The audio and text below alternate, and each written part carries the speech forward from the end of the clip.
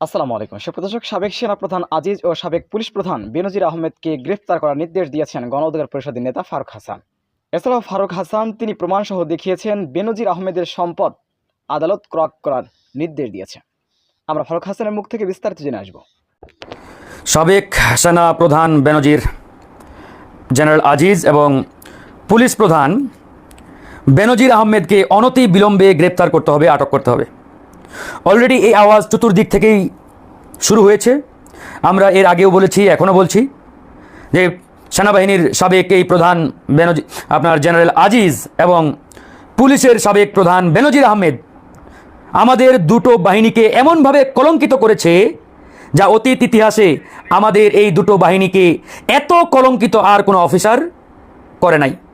সুতরাং এখন এই বেনজির এবং জেনারেল আজিজ এই দুইজনকে অনতি বিলম্বে গ্রেপ্তার করে আমাদের এই দুটো বাহিনীর যে কলঙ্কিত অবস্থা, এই কলঙ্কিত অবস্থা থেকে কিছুটা হলেও এই বাহিনী দুটোকে দায়মুক্তি দিতে হবে। অন্যথায় এদেশের জনগণ কিন্তু চুপ থাকবে না বন্ধুগণ।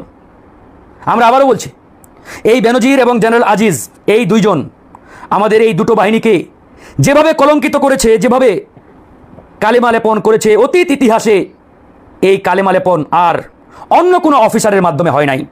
কিছুক্ষণ আগে আমি পত্রিকায় দেখলাম সাবেক পুলিশ প্রধান বেনজির আহমেদের সম্পদ ক্রোকের নির্দেশ দিয়েছেন আদালত। আমি এই সিদ্ধান্তকে স্যালুট জানাই। যদি সত্যিকার অর্থে এই সিদ্ধান্ত জনগণের যে চাহিদা প্রত্যাশা সে অনুযায়ী হয়ে থাকে, আর যদি এটি লোক দেখানো এবং জনগণের দৃষ্টি ভিন্ন দিকে আড়াল করার উদ্দেশ্যে হয়ে থাকে, তাহলে জনগণ কিন্তু চুপ থাকবে না, কোনোভাবেই চুপ থাকবে না। আওয়াজ আমরা শুরু করেছি। অনেকেই ভয় পাই জেনারেল আজিজের বিরুদ্ধে কথা বলা যাবে না, বেনজির বড় মাপের মাফিয়া, তার বিরুদ্ধে কথা বললে গুম করে ফেলবে, এদের বিরুদ্ধে কথা বলা যাবে না, এরকম যারা মনে করে থাকেন, ভাই এখন সময় আছে, সময় এসেছে। এদের বিরুদ্ধে আমাদের রুখে দাঁড়াতে হবে, এদের বিরুদ্ধে আমাদের কথা বলতে হবে। আজকে এই বেনজির এবং জেনারেল আজিজ বাংলাদেশ সেনাবাহিনীর যে সুনাম, গৌরবোজ্জ্বল ইতিহাস ক্ষুণ্ণ করেছে। এটি কি আমরা আগামী 50 বছরে ফিরিয়ে আনতে পারবো? এই বাংলাদেশ সেনাবাহিনীর গায়ে আজ পর্যন্ত কালেমা লেপন লাগে নাই। বহির্বিশ্ব থেকে, আন্তর্জাতিক কোনো জায়গা থেকে আমাদের সেনাবাহিনীর গায়ে কোনো কালো দাগ লাগে নাই।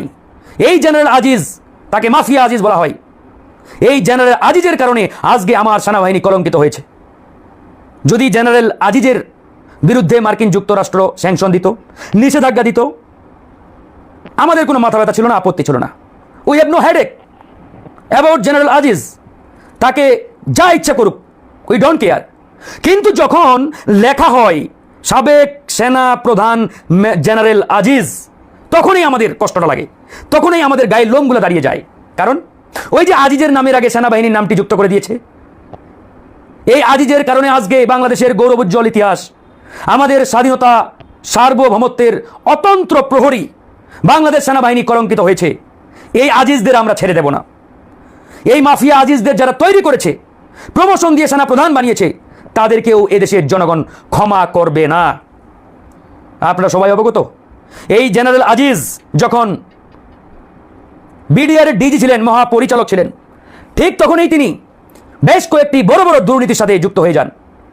অস্ত্র ক্রয়ের সাথে, বিডিআরের বিভিন্ন ইকুইপমেন্টস আমদানির ক্ষেত্রে এই তৎকালীন ডিজি মেজর আজিজ তখনই তিনি দুর্নীতির আশ্রয় নেন। এটা সরকার জানা সত্ত্বেও তিনজন সিনিয়র অফিসারকে টপকে তোয়াক্কা না করে এই আজিজকে সেনাপ্রধান বানিয়েছে। সুতরাং এদেশের জনগণ ক্ষমা করবে না, কোনোভাবেই ক্ষমা করবে না। আপনারা জানেন যে বাংলাদেশ সেনাবাহিনীতে একটি রেওয়াজ আছে। কি রেওয়াজ? Seniority maintain. সিনিয়র অফিসার যারা থাকে সবসময় সিনিয়রিটি মেইনটেইন করেই সেনা প্রধানের দায়িত্ব দেওয়া হয়। কিন্তু এই আজিজকে সিনিয়রিটি তোয়াক্কা না করে সেনা প্রধান বানানো হয়েছিল। আজকে এই সেনাবাহিনীর মান ইজ্জত ক্ষুণ্ণ করেছে জেনারেল আজিজ। আমাদের হৃদয়ে কষ্ট লাগে, হৃদয়ে রক্তক্ষরণ হচ্ছে। এই আজিজদের কারণেই বাংলাদেশ সেনাবাহিনীর গৌরবোজ্জ্বল ইতিহাস আজকে ম্লান হয়ে গেছে, ধূলিসাৎ হয়ে গেছে। আজকে দেখলাম জাতিসংঘের যে শান্তিরক্ষী মিশন, এই শান্তিরক্ষী মিশনের প্রধান ডুজারিক তিনি প্রেস ব্রিফিংয়ে বলছেন, মানবাধিকার লঙ্ঘনের দায়ে কেউ যদি অভিযুক্ত হয় তাদেরকে বাদ দেওয়া হবে। ইতিমধ্যে জেনারেল আজিজের কারণে বাংলাদেশ তো অভিযুক্ত হয়ে গেছে। আমাদের এই সেনাবাহিনী বাংলাদেশ থেকে যদি শান্তিরক্ষী মিশন বাদ পড়ে যায়, আমাদের ইজ্জত সম্মান কোথায় যাবে চিন্তা করে দেখেন। শান্তিরক্ষী মিশনে বাংলাদেশ ছিল নাম্বার 1 টপ। আজকে সেখানে বাংলাদেশকে বাদ দেওয়ার পায়তারা শুরু হয়েছে। কেন? এই জেনারেল আজিজের মতো কতিপয় দুর্নীতিবাজ, লুটেরা, ক্ষমতার অপব্যবহারকারী কর্মকর্তাদের কারণে, অফিসারদের কারণে। এই দায়ভার আওয়ামী সরকার কোনোভাবেই এড়াতে পারে না, এড়ানোর সুযোগ নেই। বন্ধুগণ, যারা লাইভটি দেখছেন শেয়ার করে ছড়িয়ে দিবেন, আওয়াজ তুলতে হবে। আর সুযোগ নেই চুপ থাকার। বাংলাদেশের স্বাধীনতা সার্বভৌমত্বের অতন্ত্র প্রহরীর গায়ে কালেমা লেপন করবে, কালো দাগ লাগাবে, আর আমরা বসে বসে চুপটি মেরে দেখব, এটা হতে পারে না। সেনাবাহিনী আওয়ামী লীগের নয়, সেনাবাহিনী কোনো একক দলের ব্যক্তির নয়, সেনাবাহিনী বাংলাদেশের জনগণের, আমার আপনার সকলের। সুতরাং এই সেনাবাহিনী আমাদের গর্ব, এই সেনাবাহিনী আমাদের সম্পদ। এই সেনাবাহিনীকে নিয়ে কেউ বিন্দু পরিমাণ কালেমা লাগানোর চেষ্টা করলে আমরা এই দেশের জনগণ চুপ থাকব না। তাই এই মাফিয়া আজিজ, সাবেক পুলিশ প্রধান বেনজির, এদেরকে অনতি বিলম্বে গ্রেপ্তার করতে হবে। আমি অনুরোধ করবো আপনাদের, যারা লাইভটি দেখছেন, অসংখ্য মানুষ, আমার এই বক্তব্য শেয়ার করে, ডাউনলোড করে, যে যেভাবে পারেন ছড়িয়ে দিন। এই দুইজনকে গ্রেপ্তারের বিরুদ্ধে, মানে গ্রেপ্তারের জন্য আমাদের আওয়াজ তুলতে হবে। সারা বাংলাদেশে জনগণকে রুখে দাঁড়াতে হবে, আওয়াজ তুলতে হবে। বেনজির, জেনারেল আজিজ, এই দুইজনকে অনতি বিলম্বে গ্রেপ্তার করতেই হবে, কোনো সুযোগ নেই এখানে ছাড় দেওয়ার। বন্ধুগণ, এই যে পুলিশের সাবেক প্রধান বেনজির, তার কারণে আজকে আমার পুলিশ বাহিনী কলঙ্কিত হয়েছে। হাজার হাজার কোটি টাকার সম্পদ লুটপাট করেছে, একটা জেলার বড় একটা অংশ তিনি দখল করে নিয়েছেন। আমরা কি বানিয়ে বলছি? পত্রিকায় আসছে, বিশাল সম্পদের ভান্ডারের তথ্য পত্রিকাগুলো প্রচার করেছে। কিছুক্ষণ আগে এই যে দেখলাম যে আদালত বেনজিরের সম্পদ ক্রোকের নির্দেশ দিয়েছে। এই যে দেখেন, বলবেন তো আমরা বানিয়ে বলছি। বানিয়ে বলছি না, বেনজিরের সম্পত্তি ক্রোকের নির্দেশ আদালতের। তাহলে এটা তো প্রমাণিত, এই বেনজিরের যে সম্পদ লুটপাট করেছে, অবৈধ সম্পদ, তারপরেও এরকম একজন বড় মাপের চোর, মাফিয়া কিভাবে জেলের বাইরে থাকে। আজকে যদি বিরোধী দল, ভিন্ন মতের কোনো মানুষ ন্যূনতম কোনো অপরাধ করে থাকে, মাটির নিচ থেকে তাকে বের করে এনে গ্রেপ্তার করা হয়, আটক করা হয়।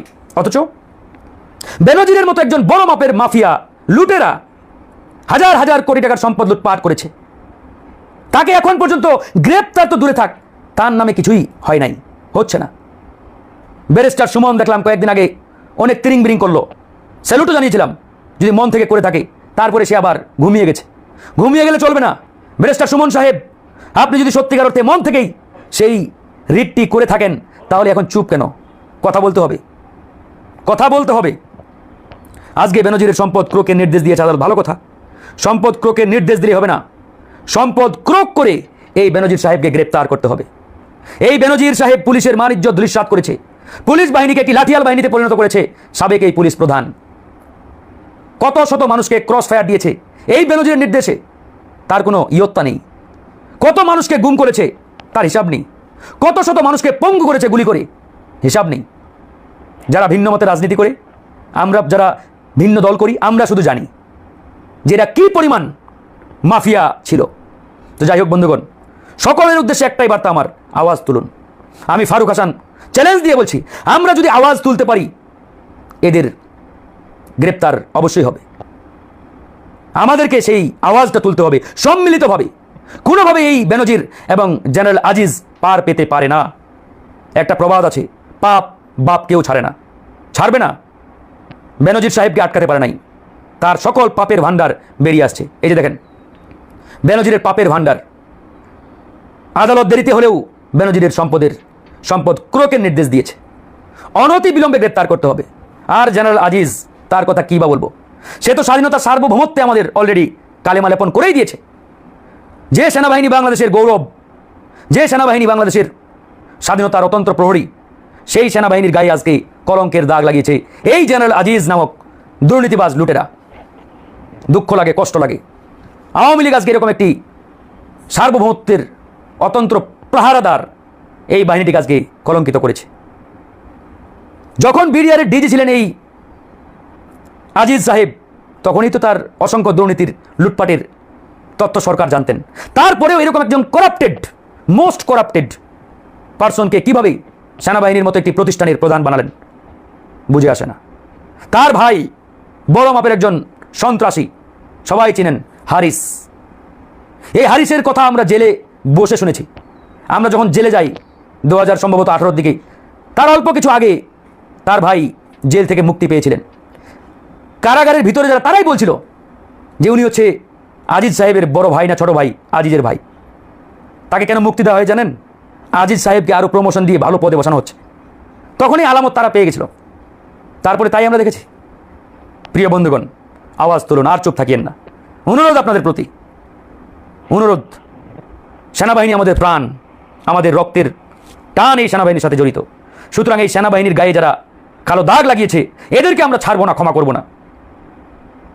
এই সেনাবাহিনীকে এই আজিজের নেতৃত্বে দন্তহীন বাঘে পরিণত করা হয়েছে। যেমন যে বাঘের দাঁত নেই সেই বাঘকে একটা ছোট বাচ্চাও ভয় পাবে না, পাবে? তা আজকে যখন এই সেনাবাহিনীকে ভোট কেন্দ্রের পাহারাদার বানানো হয়েছে আর প্রকাশ্যে ব্যালটে সিল মারা হচ্ছে সেনাবাহিনীর সামনে, কিন্তু তারা কিচ্ছু করতে পারছে না, ওই যে দন্তহীন বাঘে পরিণত করেছে। চিন্তা করে দেখেন, এই হচ্ছে বাংলাদেশের বর্তমান অবস্থা বন্ধুগণ। তো যাই হোক, আজিজদের আমরা ক্ষমা করব না, এদেশের জনগণ ক্ষমা করবে না। আজিজ বেনজিরদের গ্রেপ্তারের জন্য সম্মিলিতভাবে আওয়াজ তুলুন। এটা একক কোনো দলের কাজ নয়, কোনো ব্যক্তির কাজ নয়, এটি বাংলাদেশের 20 কোটি জনগণের দায়িত্ব। এদেরকে গ্রেপ্তার করতে হবে, সকলের দাবি এটি। যারা আমার দেশের গায়ে কালেমা লাগাবে, আমার দেশের প্রশিক্ষিত বাহিনীগুলোর গায়ে কালেমা লেপন করবে, এদেরকে আমরা ক্ষমা করব না, কোনোভাবে আমরা ক্ষমা করতে পারি না। তাই আপনাদের প্রতি বিনীতভাবে অনুরোধ জানাচ্ছি, আওয়াজ তুলুন, আর চুপ থাকেন না। চুপ থাকার কোনো সুযোগ নেই, সময়ও নেই, আর চুপ থাকেন না। এখন আমাদের কথা বলতে হবে, কথা বলতেই হবে আমাদের। আজকে যখন আমি নিউজগুলো পড়ছিলাম চোখে পানি চলে আসছে আমার। এই আজিজের কারণে আজকে সেনাবাহিনীর আমাদের গায়ে কালেমা লেপন হয়েছে। চিন্তা করে দেখুন, এই 52 বছরে কোনো আন্তর্জাতিক জায়গা থেকে এরকম হয় নাই যে সাবেক কোনো সেনাপ্রধানের বিরুদ্ধে স্যাংশন, তাও আবার যে অভিযোগগুলো আনা হয়েছে চিন্তা করে দেখেন। 1 নম্বরে আছে করাপশন, দুর্নীতি। শুধু আজিজের উপরেই দেয় নাই, তার পরিবারের উপরে দিয়েছে। যদি আজিজের উপরে দিত এককভাবে, তা কিন্তু নয়। তার পরিবার, আত্মীয় স্বজন কেউ যদি আমেরিকায় থাকে আর টিকতে পারবে না, বাধ্য হয়ে আউট, সেখান থেকে বাধ্য হয়ে আউট হতে হবে। অনেকেই ভাবছিল যে আজিজের নামে স্যাংশন, এটা কিছুই না, কিছুই হবে না। কিছুই হয় কিনা সেটা পরের বিষয়, দেখতে থাকেন। আজিজ অলরেডি টের পাচ্ছে, অলরেডি তো বক্তব্য দিচ্ছে যে আমি কি এমন অপরাধ করলাম যে আমার বিরুদ্ধে এই শাস্তি। অপরাধ না করলে এমনি এমনি শাস্তি কখনো আসে না। ওই যে একটি প্রবাদ আমি বলেছি কিছুক্ষণ আগে, পাপ কখনো বাপকেও ছাড়ে না, ন্যাচারাল পানিশমেন্ট বলেও একটা কথা আছে। যে পরিমাণ অপরাধ করেছেন, যে পরিমাণ জুলুম চালিয়েছেন জনগণের উপরে, ভিন্ন মত বিরোধী দলগুলোর উপরে, এমনি এমনি পার পেয়ে যাবেন, এটা তো হতে পারে না। চাকরি জীবনে নিজেদেরকে গডফাদার মনে করতেন, ধরাকে সোলা জ্ঞান মনে করতেন যে আমাদের আর কে পায়, কিচ্ছু হবে না। কিন্তু এই চাকরি কিছুই আপনাদের রক্ষা করতে পারে নাই, এই সম্পদ আপনাদের কিচ্ছু রক্ষা করতে পারে নাই। যার বাস্তব উদাহরণ আমাদের সামনে জল জল করে জ্বলছে বেনজির সাহেব, জেনারেল আজিজ সাহেবের এই দুটো ঘটনা। তাই বন্ধুগণ, আর চুপ থাকার সুযোগ নেই, কথা বলুন। এবং এদের গ্রেপ্তার না হওয়া পর্যন্ত আমাদের এই কথা চালিয়ে যেতে হবে, আমাদের এই আওয়াজ চালিয়ে যেতে হবে। প্রয়োজনে তাদের গ্রেপ্তারের দাবিতে রাজপথে নামতে হবে আমাদের। আমি ফারুক হাসান, গণ অধিকার পরিষদের পক্ষ থেকে আমরা কথা বলে যাচ্ছি, রাজপথেও আমাদের সাধ্য অনুযায়ী প্রতিবাদ করে যাচ্ছি। আসুন, এই দেশকে রক্ষার তাগিদে সকলে মিলে আমরা প্রতিবাদে সামিল হই। প্রতিবাদের বিকল্প নেই, প্রতিবাদের কোনো বিকল্প নেই। দল মত নির্বিশেষে আমরা যদি প্রতিবাদে গর্জে উঠতে পারি, ইনশাআল্লাহ আমার দৃঢ় বিশ্বাস বিজয় আসবেই আসবে। পরিশেষে আবারও অনুরোধ জানাবো সকলের প্রতি, যারা এটি দেখছেন এবং দেখবেন, আমাদের এই বার্তা, এই আওয়াজ যে যেভাবে পারেন ছড়িয়ে দিন, সকল গ্রুপে, সব জায়গায়। সবার মুখে মুখে একটাই আওয়াজ থাকবে এখন, জেনারেল আজিজ এবং বেনজির আহমেদ দুইজনকে গ্রেপ্তার করতে হবে, এই দুইজনকে গ্রেপ্তার করতেই হবে। ভালো থাকবেন, সুস্থ থাকবেন। আসসালামু আলাইকুম ওয়া রাহমাতুল্লাহ।